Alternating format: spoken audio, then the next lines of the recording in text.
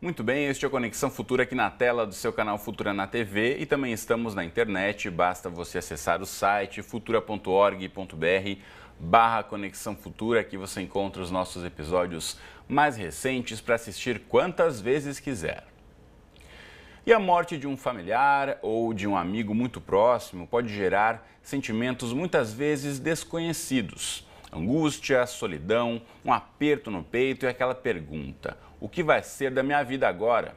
Bom, muitos que já passaram, já viveram essa situação, costumam dizer que a dor um dia passa, mas que a saudade pode ser para sempre. Fato é que o período de luto é vivido de forma diferente por cada um de nós. Alguns falam da morte de forma tranquila, expressando seus sentimentos e sua dor. Outros já consideram esse assunto um tabu.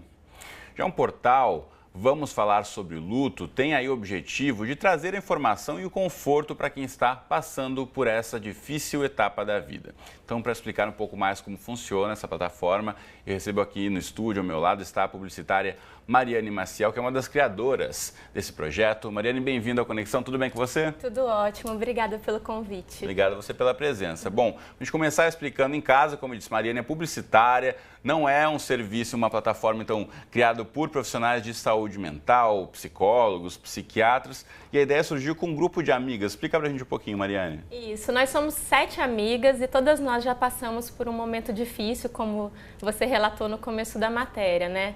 Então, no último acontecimento, na verdade, quando a última de nós viveu uma perda muito importante, que foi o falecimento súbito do pai dela, a gente ficou muito próxima, como em outros momentos, e a partir daí a gente começou a conversar sobre a possibilidade de abrir esse apoio que a gente acabou oferecendo uma para a outra, né? E abrir essa conversa para outras pessoas. Então, nós não somos psicólogas nem médicas, nós todas trabalhamos com comunicação, publicitárias e jornalistas, e a gente achou interessante criar um espaço onde esse tema pudesse ser tratado com uma maior tranquilidade. Então, como você falou, o tema ainda é um tabu, né? As pessoas, elas acham que se falar sobre a morte vai trazer azar, né? Não posso falar sobre isso. Mas, infelizmente, um dia acontece de que alguém que você ama muito acabe falecendo e aí você se encontra numa situação muito difícil, que é com quem eu vou conversar, né? Então, eu sempre dou um exemplo que é muito simples e fácil de compreender, que é pensar em outros momentos importantes da vida. Quando a gente engravida ou pensa em mudar de casa, né, a gente encontra programas na televisão, livros, revistas. E quando alguém morre, né, esse é um dos momentos mais difíceis da vida. Você já tentou ir em uma livraria e perguntar onde está a sessão de luto?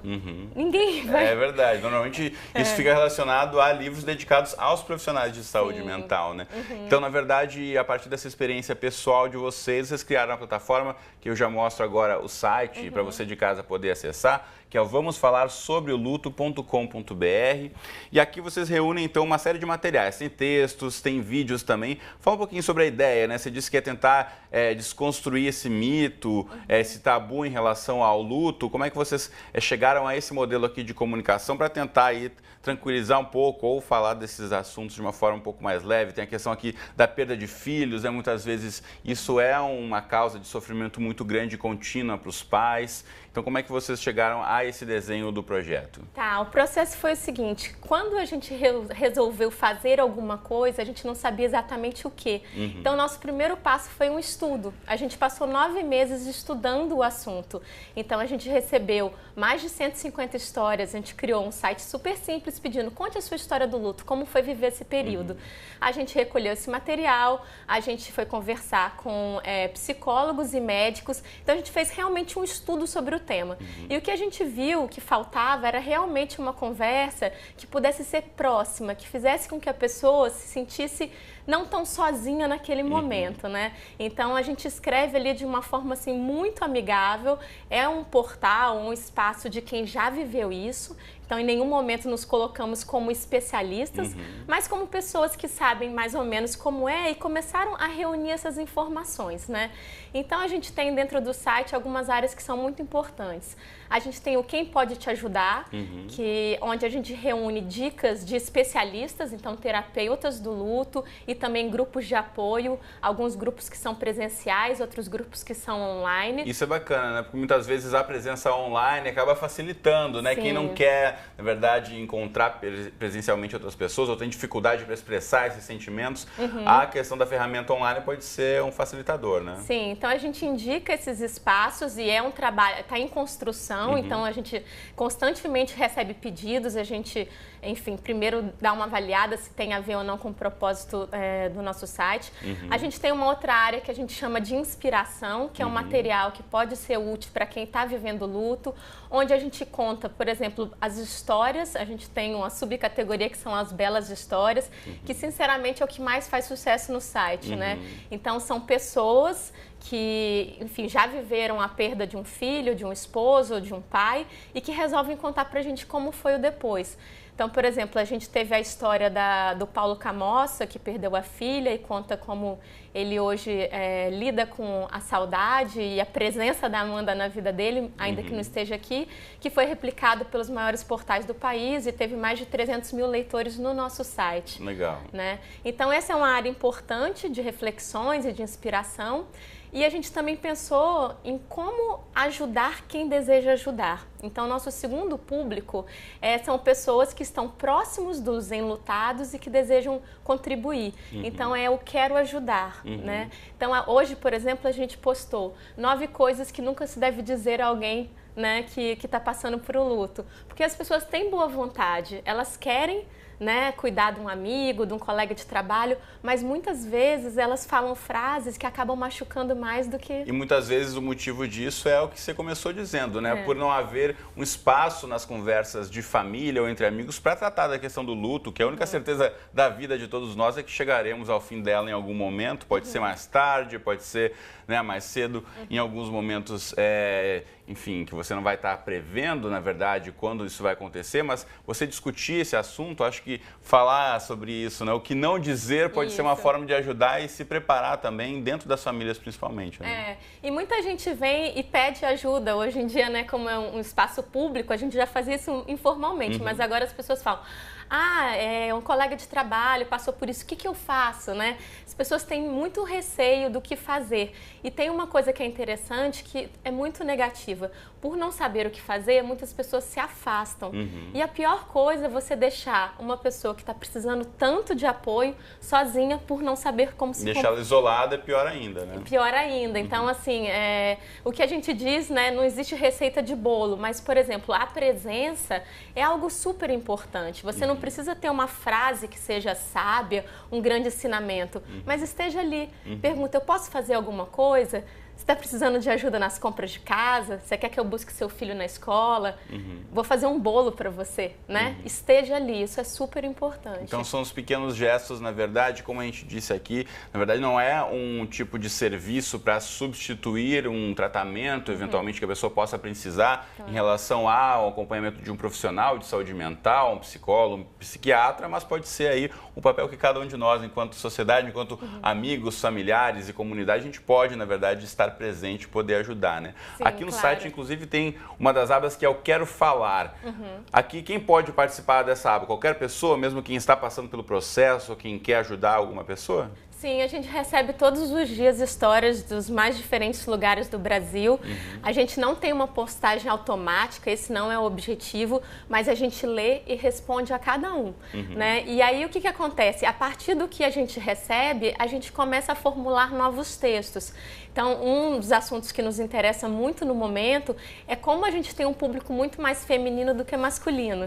Então, a gente está até no Facebook, a gente incentiva: homens, escrevam pra gente, a gente Já quer tem saber. algum indício de por que as mulheres falam mais sobre o assunto do que os homens? A gente vai fechar esse mês, a gente está fazendo uma enquete online, mas a gente vai fechar esse pensamento e conversar com alguns psicólogos.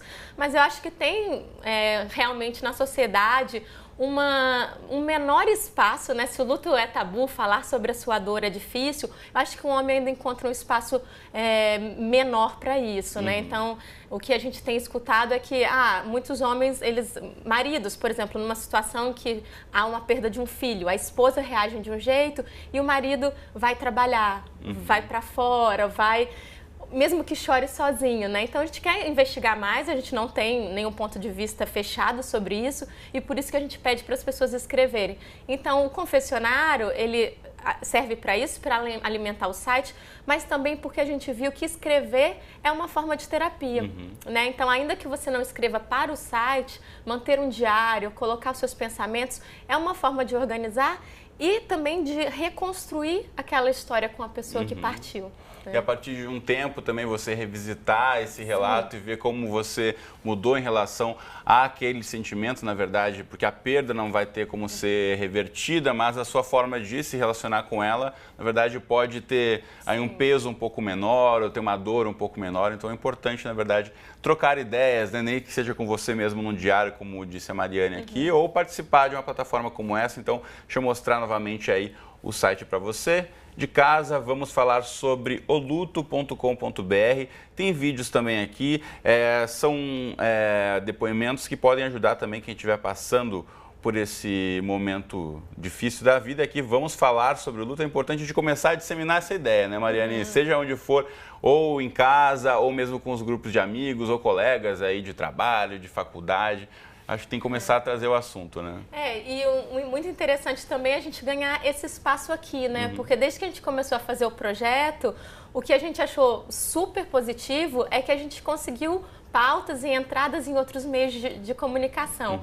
E também uma receptividade muito grande dos mais jovens. Então, quando a gente vê os compartilhamentos nas redes sociais, a gente vê como tem pessoas mais novas querendo falar sobre o assunto, compartilhando nossas histórias, mesmo que não esteja passando pelo luto, mas que acham interessante. Poxa, por que a gente não fala sobre uma das fases mais difíceis da vida, né? Muito bacana. Então, fica o convite a você aí que está nos acompanhando, essa nossa entrevista aqui já está disponível aí na internet também, então compartilhe na rede social, quem sabe aí pode ajudar alguém que esteja precisando nesse momento. Bom, pelo tempo adiantado, preciso me despedir da Mariane, mas fica aí então o convite para você de casa levar essa discussão adiante, além dos nossos 12 minutos de bate-papo aqui, tá certo, Mariane? Muito obrigada pelo espaço. Obrigado a você pela presença, um prazer.